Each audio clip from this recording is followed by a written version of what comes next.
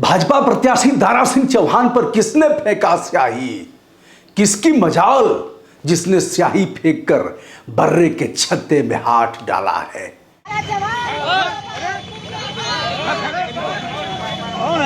स्याही फेंकने वाला आखिर है कौन जिसे पुलिस की डर नहीं है, पुलिस के डंडे की परवाह नहीं करता और बुलडोजर का डर उसके भीतर तक नहीं है क्या?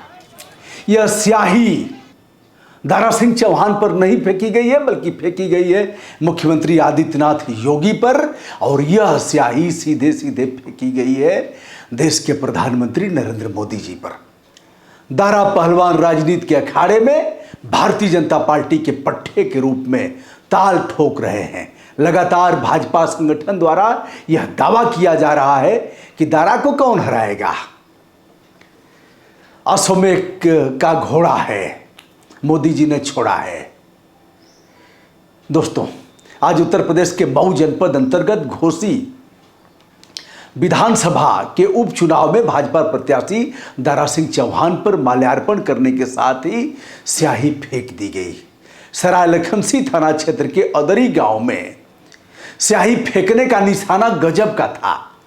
दारा चौहान के सिर से लेकर चेहरे पर और धवल वस्त्र पूरा स्याही से डूब गया था। स्याही ने अपनी अमिट छाप छोड़ा। स्याही मन बढ़ई के बल पर की गई थी, विपक्षी दल ने ऐसा किया था, या फिर यह जनाक्रोश का परिणाम था?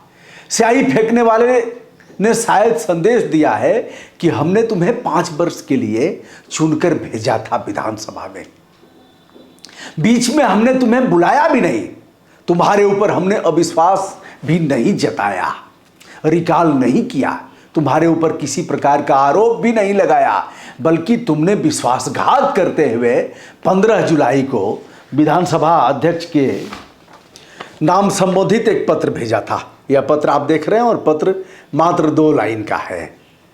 यह उन्हीं का पैड है और जिसमें लिखा है मैं दारा सिंह चौहान वर्तमान विधानसभा सदस्य 354 घोसी जिला मऊ अपनी विधानसभा सदस्यता से त्यागपत्र दे रहा हूं। यह त्यागपत्र अध्यक्ष महोदय को सौंपा गया और अध्यक्ष महोदय ने त्वरित कार्यवाही करते हुए, वाह साहब, इतना तेज तो रिमोट भी काम नहीं करेगा और अणु और परमाणु बम भी इतना तेजी से काम नहीं करेंगे जितनी तीव्रता अध्यक्ष महोदय ने दिखाया, और खट से त्यागपत्र को स्वीकार कर लिया। खट से दारा पहलवान पलटा मारते हैं। शायद वह दारा सिंह अगर जीवित रहते जिन्होंने हनुमान का रोल किया था, रावण से लड़ते थे और तमाम राक्षसों को मारते थे, वो अभी दारा पहलवान इस दारा चौहान के दाव को देख करके शर्मा जाते और कहते भैया असली दारा तो तुम ही हो। दोस्तों, 254 घोसी विधानसभा से त्यागपत्र दिया। चाल चरित्र चेहरा सिद्धांत और भ्रष्टाचार उन्मूलन की बात करने वाली भारतीय जनता पार्टी ने खुश होकर दारा पहलवान को अपने दल में शामिल कर लिया। दारा पहलवान तो कल तक थे ही दल में। अरे योगी जी के पूर्ववर्ती कार्यकाल में यही न थे वन पर्यावरण और जंतु मंत्री थे, जीव जंतु मंत्री थे। 12वीं पास में दारा पहलवान और योगी जी के उस मंत्रिमंडल से उन्होंने त्यागपत्र दे दिया था। और त्यागपत्र देने का कारण जो बताया था वो अभी हम आपको दिखा रहे हैं। चूंकि गुटुरगु पहले ही हो चुका था, इसलिए दारा भाई ने जैसे ही पलटा मारा वैसे ही भारतीय जनता पार्टी ने ज्वाइन कराया। और ज्वाइन कराने के साथ ही अब देखिए ना, यह 15 जुलाई का पत्र है। 15 जुलाई को ज्वाइन कराया और आज 20 जुलाई है, अब 20 अगस्त है। इसी में उनका नामांकन भी हो गया 16 को, और फिर वो चुनाव भी लड़ रहे हैं। 5 तारीख को परिणाम भी आ जाएगा। अब प्रत्याशी हो गए।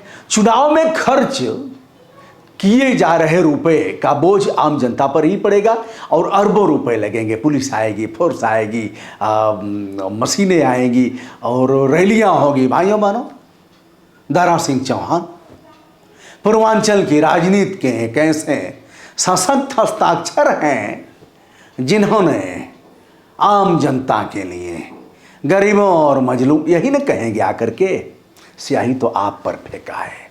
स्याही आदित्यनाथ योगी जी पर फेंका है, स्याही फेंका है इस भ्रष्टाचार पर, स्याही फेंका है आपके इस मदान्धता और अहंकार पर। किसने फेंका है मुझे नहीं पता। फेंकना अच्छी बात नहीं है, लेकिन यह आक्रोश है। फेंकना तो साहब सुप्रीम कोर्ट पर भी चप्पल फेंक दिया महिलाओं ने, सुप्रीम कोर्ट ने कुछ नहीं किया। कहा किसी प्रकार का कोई आक्रोश होगा।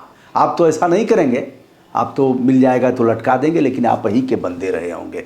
मुझे नहीं पता, लेकिन मैं दावे के साथ कह रहा हूँ 90% कि आपके ही बंदे रहे होंगे जिस प्रकार का आक्रोश है।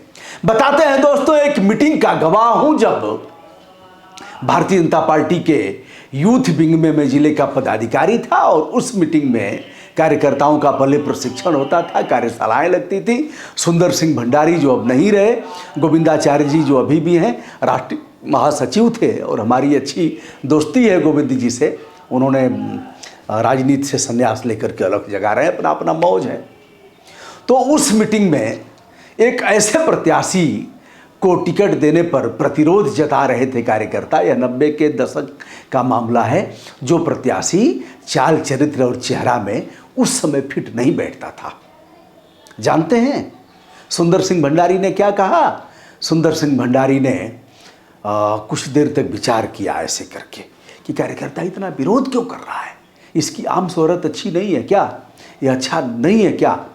फिर कहा उन्होंने कि हमने टिकट दे दिया है, हम उसे वापस अब नहीं कर सकते, लेकिन आप मजबूर नहीं हो। हम मजबूर हैं, लेकिन आप मजबूर नहीं हो, आप उसे हरा देना।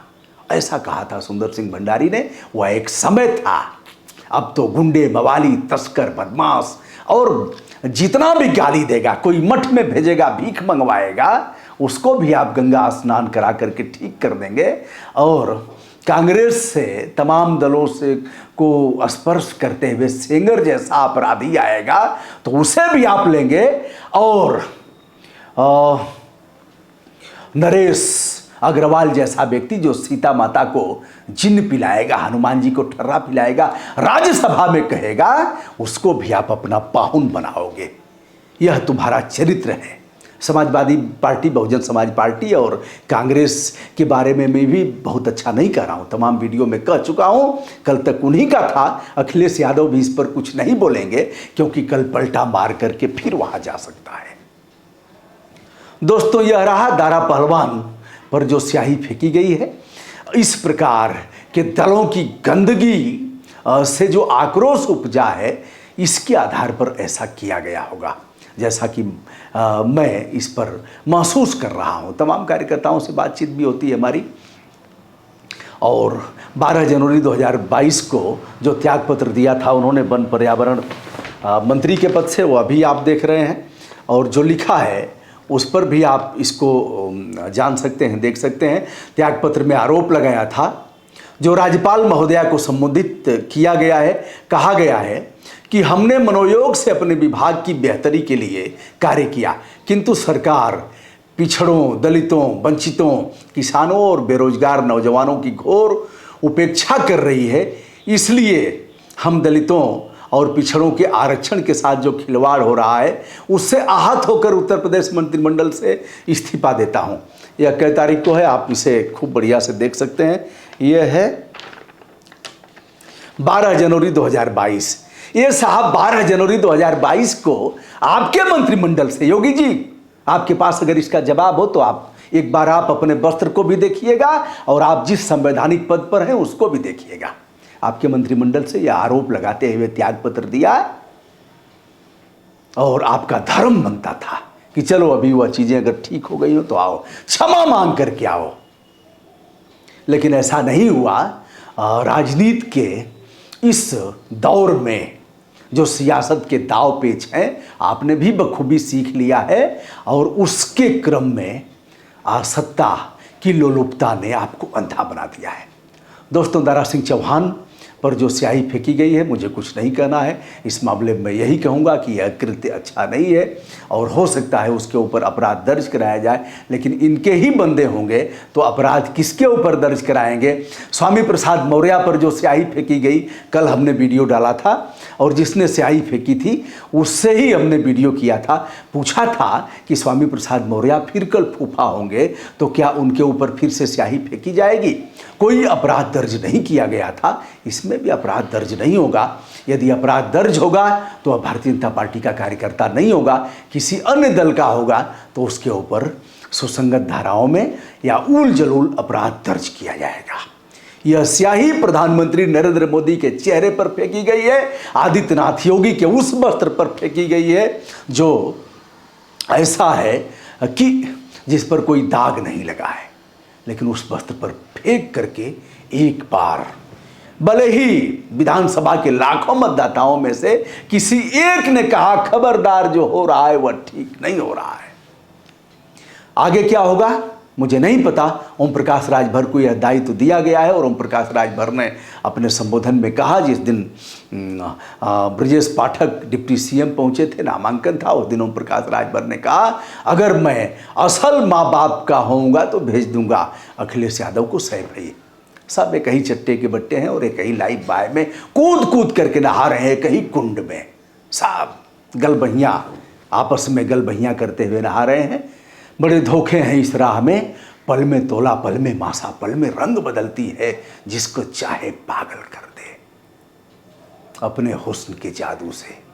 सभी दलों के कार्यकर्ताओं से कहना चाहूँगा, अपना जीवन बर्बाद मत करो और अपने अपने काम में लग जाओ। मैं हूँ ब्रजभूषण दुबे, विनम्रता के साथ सादर नमस्कार।